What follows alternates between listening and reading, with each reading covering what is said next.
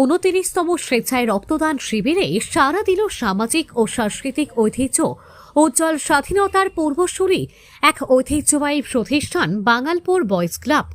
রবীন্দ্র নজরুল জয়ন্তী উপলক্ষে ক্লাবের উদ্যোগে আয়োজিত হল 29তম স্বেচ্ছায় রক্তদান শিবির। বছরভর নানা সামাজিক কর্মকাণ্ডে যুক্ত থাকা এই প্রতিষ্ঠানের কাছে কালী পুজো এবং এই বার্ষিক রক্তদান শিবিরই হল সবচেয়ে বড় উৎসব।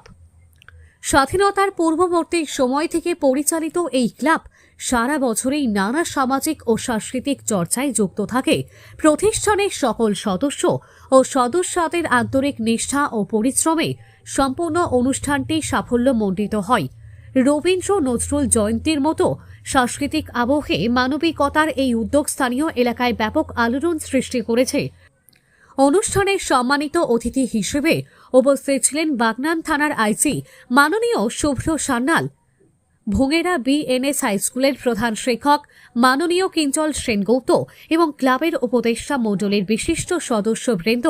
অতিথিরা তাদের বক্তব্যে ক্লাবের এই দীর্ঘদিনের ধারাবাহিক সামাজিক দায়বদ্ধতার ভূয়সী প্রশংসা করেন এবং রক্তদাতাদের উৎসাহিত করেন।